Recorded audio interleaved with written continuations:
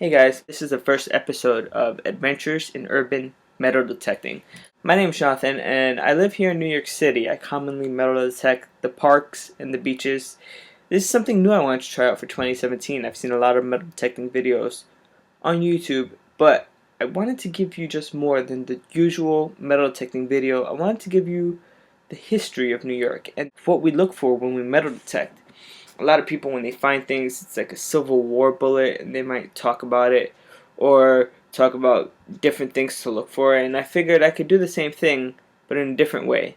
For this first episode, it's the middle of winter. It's actually January still, January 11th to be exact. It's very cold outside, but when I look for metal during the winter, it's not like metal detecting. I look for it a bit different. I actually go to the banks and ask for coins, then look through the coins they give me, looking for valuable ones. And today I want to talk about JFK coins.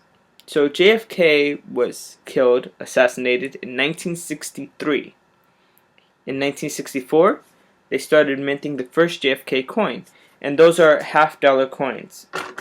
Half-dollar coins look a bit like this. I'm going to turn this around.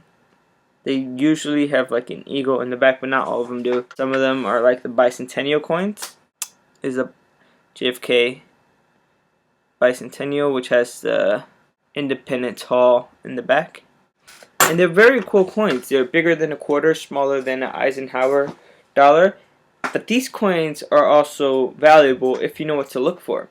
So the first year they were minted in 1964, they were minted 90% silver.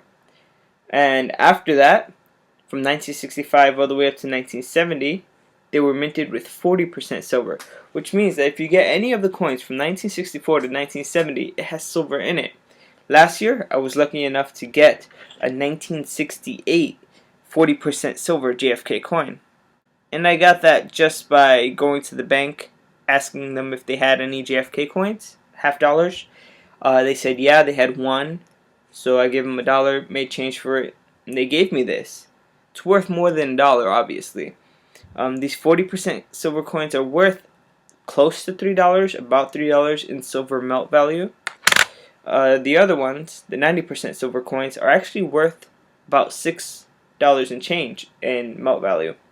But for today, I went to the bank for work. I had to do a deposit for work. I go in and I say, hey, do you guys have any half dollars, any of the JFK coins? And the guy was like, yeah, somebody brought some in just a bit ago, like today. How many do you need? And I put out 20. I was like, oh, can I get $20 worth? And he's like, they only gave $11.50 worth. I said, let me get that. So he broke my 20, gave me the coins, and so I went home with a lot of coins.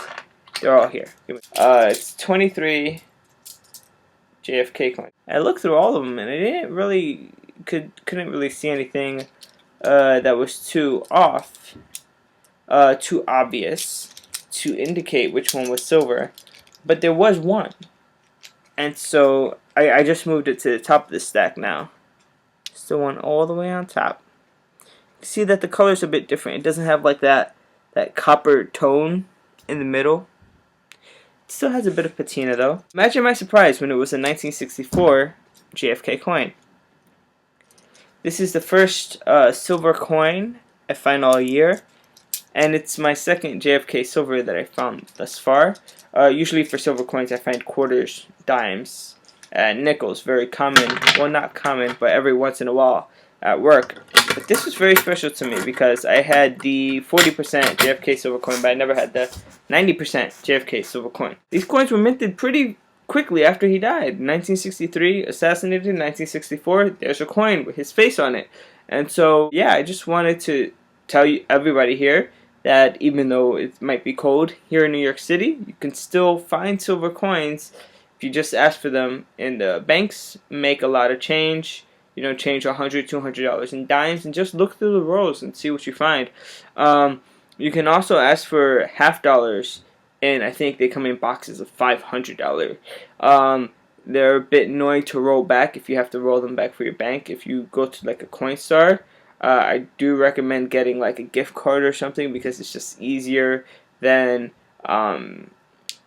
getting like $500 from a teller at a supermarket or something like that. But yeah, this is the second silver JFK coin. I just wanted to show them both side by side, the 1968 and the 1964 one. The 1964 one is to the left and the 1968 is to the right. Until this one has a lot more patina on it. And they both sound a bit differently, like if you were to flick them in the air or if you were to drop them on the table. Yeah, like this video, I give a bit of history of when JFK died and I spoke about the coins. I also want to give history about the places that I'm going to be metal detecting, and then showing you the place, and then just showing you what I find. Hopefully with the future of this series, I'll be showing you what I find metal detecting, and you'll be learning a bit about the history of places here in New York. New York has a very rich history, and so I'd love to share that all with you guys. That's just my quick little tip for first episode here in New York City, how to find silver. So go out there, ask at your local banks if they have $50, and if it's silver, keep it. It's worth something.